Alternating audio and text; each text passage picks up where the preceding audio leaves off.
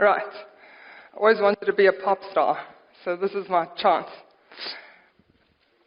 Okay, good day, everyone. Is it too loud? Is it fine? Okay. All right. So thank you very much for the opportunity to come and share some of the progress and the processes that we followed to create the South African Sclerotinia Research Network. And I'm going to make sure that I'm nee, maar ek sal net so maak. Moenie worry nie. Just make sure. I was like, down. Okay. See, ek kan nie knoppies gebruik hier, I'm just technologically not a very advanced person. Right. Sorry for my students. So I'm just here to tell you a little bit of background on the South African Sclerotinia Research Network, and I'm really grateful for the opportunity. So this year, Sclerotinia made the news. Not specifically Sclerotinia, but there was about a 5-second piece specifically about the situation in the western regions.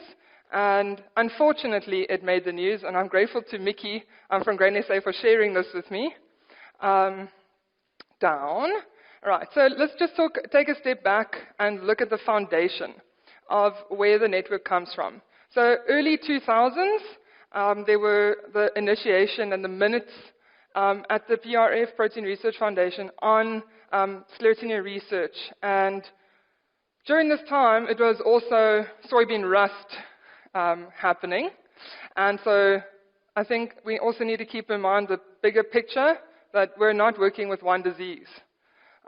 Yes, I'm talking about one disease, but while all of this is happening, there's a lot. And in 2002, I was only 12, just to give some background.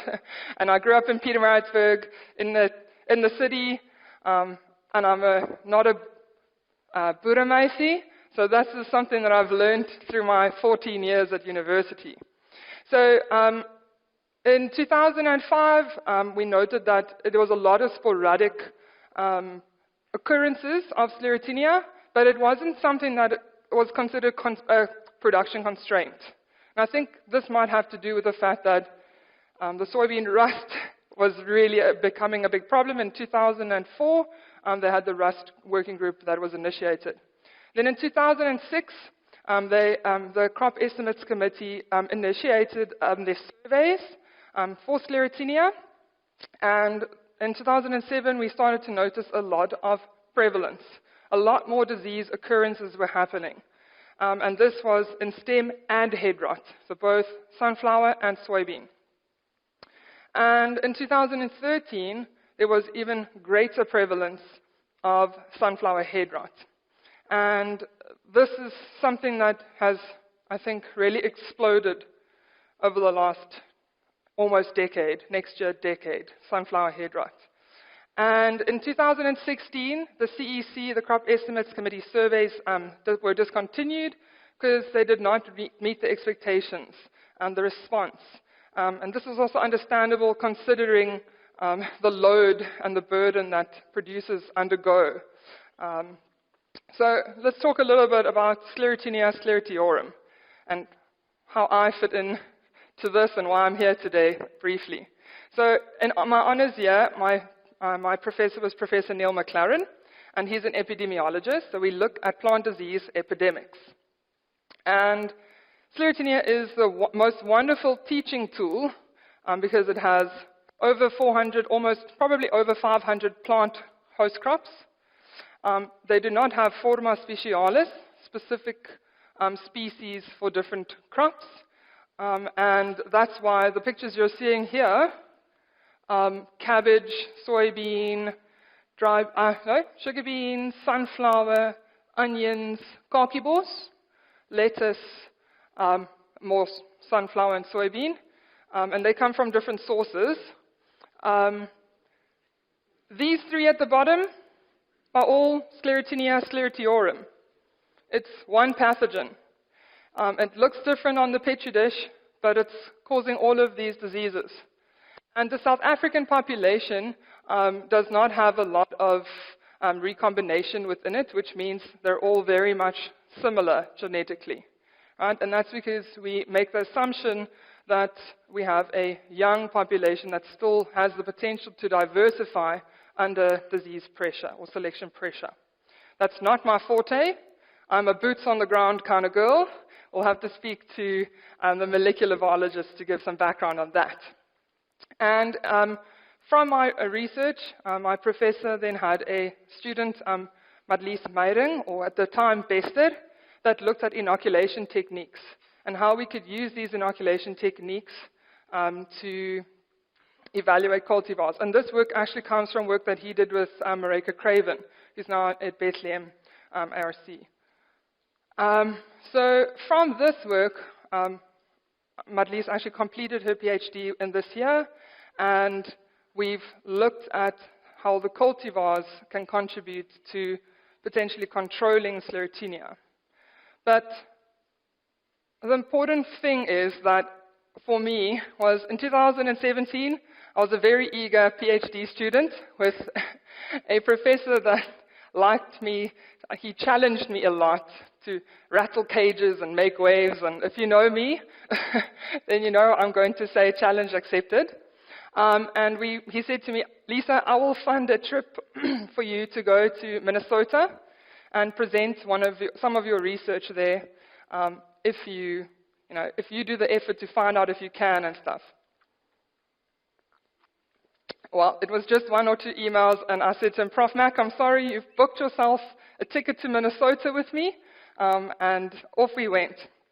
So we were in Minnesota, and we saw how the National Sclerotinia Initiative works in North America, or in the United States of America. And I also then found out that when I came back, I was like, I really want this in South Africa. This is a problem, and we can do something about it.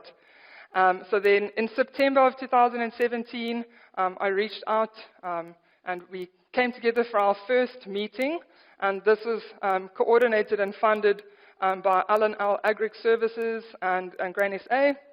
And in November, we launched our social media platforms, Facebook and Instagram and Twitter. And I'm going to get to that just now. This is just to provide some context. And then in June, still getting used to the clicker. Okay. Hopefully by the end, you won't be too dizzy. So in June, we set up a community of practice and a research consortium. And this was all set up with a memorandum of understanding with Grain SA and the University of the Free State. And in January 2019, I presented my first official call at the Southern African Society of Plant Pathology meeting to get people involved in Sclerotinia research together. Because initially this was just meant to be a platform where students could come and say, I'm struggling with this, or I need direction with this. And it just kind of blew me out of the water. Luckily I'm still here, I can partially swim. So that's a good thing. And then in September of 2019, we had our first meeting where we looked at research priorities and how we could kind of strategize going forward. And in November of 2019, we had our first official website launch. So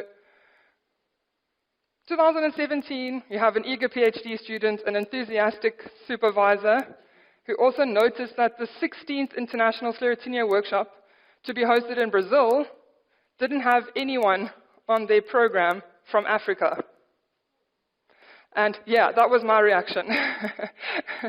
And I was like, well, that's not going to do. So as I said, it was meant to initially just be a postgraduate network. And from there, just want to check my time because I like to talk. Everyone knows that. And there was interest from beyond the academic arena. And so from 2019 onwards, we've really been working with energetic and capable industry members that have really brought in established academics and researchers, a lot of keen postgraduates that want to do the work and are willing to really put in the time. And to put in the time as a researcher, PhD is meant to be 3 years. It's usually 4 or 5 years if you're doing field work. So it's a really big sacrifice for someone that, I know we were talking about the fact that, we're here to make a salary or about being sustainable, but we all want to live healthy lives. And so it is, for me, something that is important when it comes to looking after our postgraduates. Side note, different talk. Right, so we came together and we shaped our vision and mission and delineated the roles and responsibilities. And what does this all mean for us? So we are a community of practice, and your involvement, your engagement will determine your membership. So the more involved you are, the more you engage, the more you will feel like you belong, like an amoeba, right? And the whole point of this is to have producer extension, foster dialogue, raise awareness, create engagement opportunities, just like today. Earlier in the week, we met with colleagues. The Research Consortium is an informal platform that allows for the expanding of the Sclerotinia scope, building collaborations and bridges between institutions and industry and producers, which I'll speak about shortly. And then looking at alignment and coordinating, making sure that we actually make progress and have accountability. And then looking at funding access and application and acquisitions. And also then making sure that there's a bridge between what's being researched, that it doesn't remain gray literature, and how that's communicated with the community. So you can go and have a little look on the website for more details.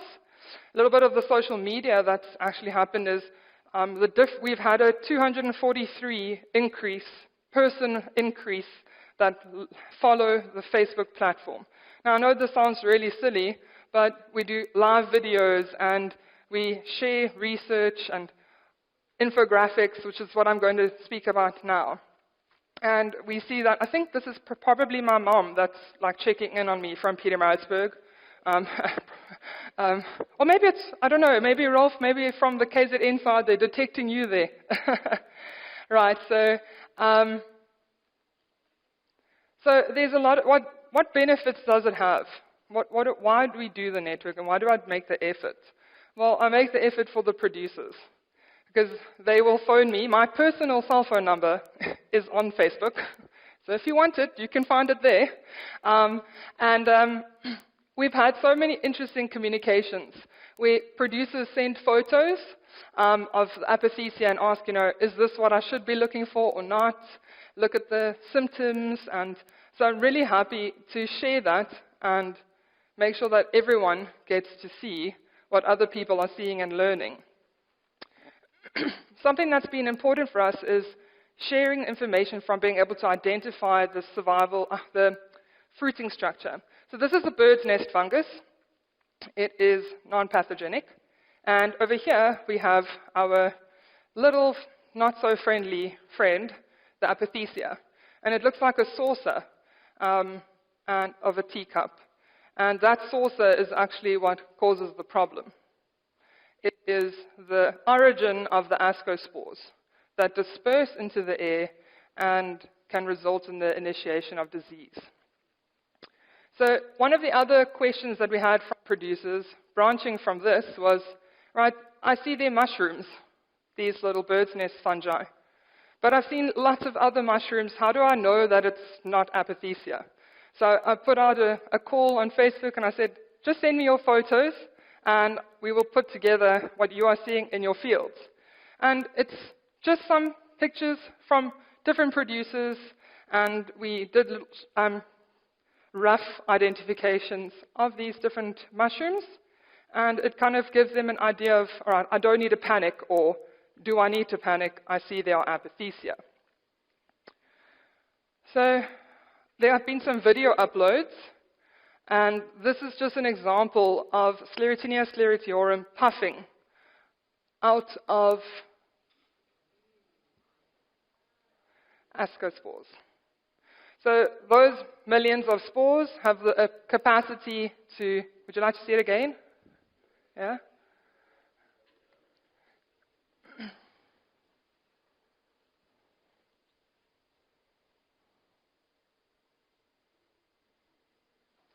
Right.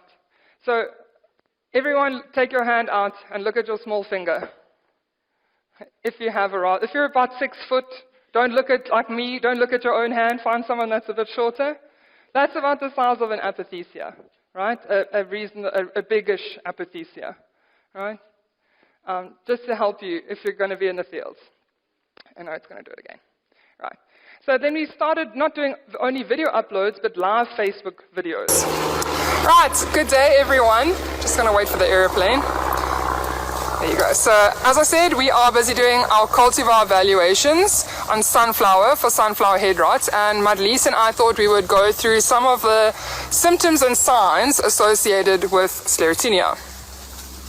So, baie typies van Sclerotinia is die... So I'm going to stop it, purely because it's 7 minutes long. And the point of this video is actually to show that these live videos have attracted quite a lot of attention. Where we have over 1,800 people have actually at least interacted with this video. People comment, thank you, Pietro. We appreciate it. At least we're really grateful. And so it's really nice to know that this is now permanently available. So if you as a producer want to go check again what the symptoms are, you can go and look. Although you are fully aware, I'm sure, of what the symptoms are, it's just nice every now and again to know that someone's actually doing the work. Okay, so on the website, it's a little bit more of a static platform where we share everything that we've had in the past on Facebook in here. And if you would like to participate in the survey, you can just scan this QR code.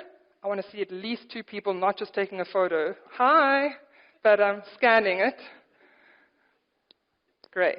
And so that will take you directly to the Facebook page, and you can interact with the survey on that platform. So what does our producer extension look like? Well, we have multiple information days, and they've launched by different companies and different industry members. And these information days have been in collaboration with some of the research that we've done to kind of display the research that we've been doing. And this is with Dr. Derek van Staden in Delmas. And this is Madeleine, who did the trials in her little minion packet, and Paki.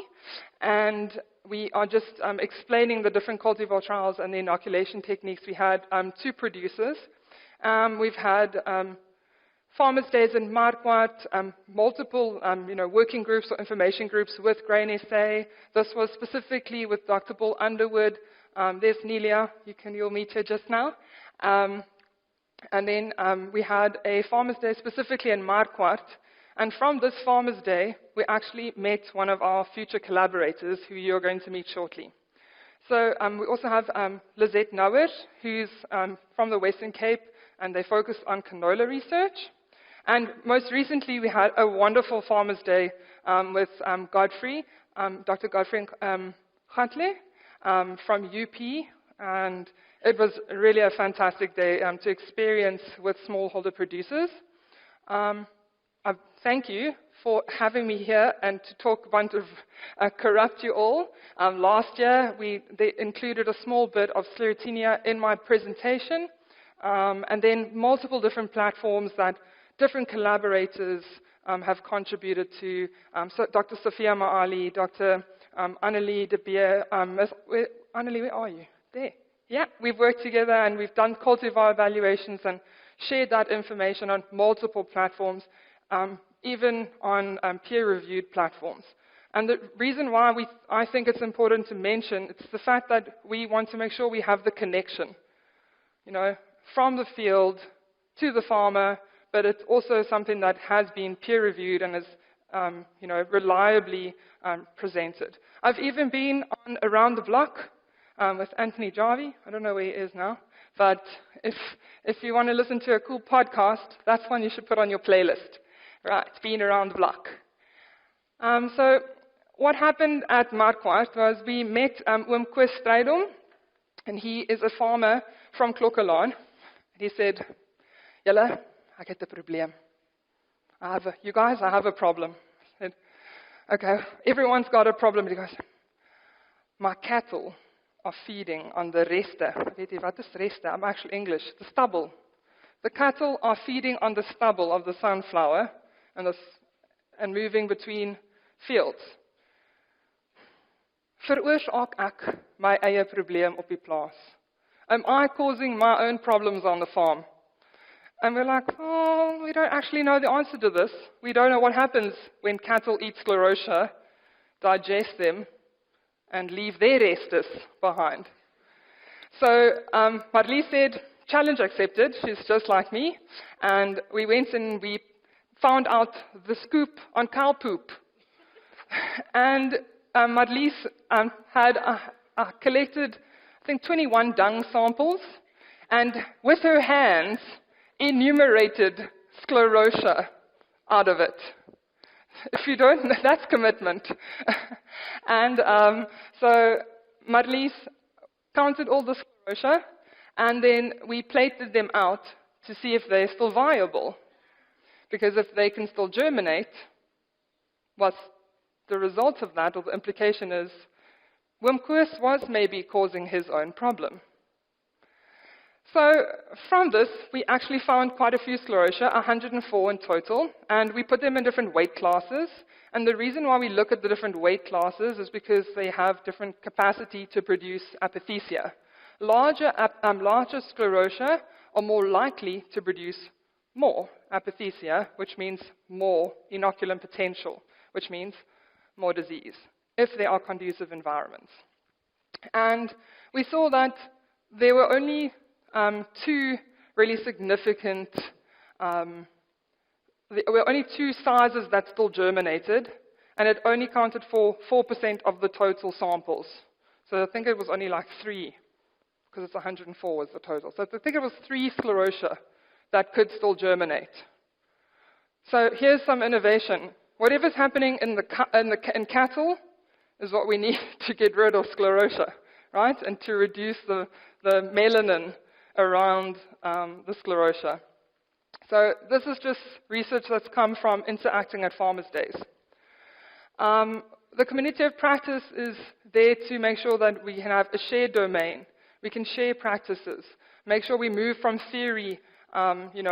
It's nice to read an article and get excited and meet your favorite scientist at a conference. But what am I doing with that? Who am I serving at the end of the day? Yes, I need to get a salary, but actually, most of the people sitting here are doing it because they want to serve a community. And that's what the network is there for. It's there to serve a community of postgraduates, a community of academia, a community that are industry members, a community of producers. Right?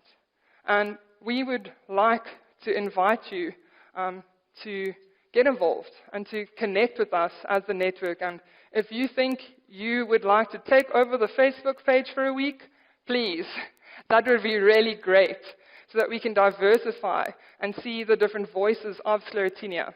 So this is just a quick Sclerotinia research snapshot from the last probably 15 to 20 years.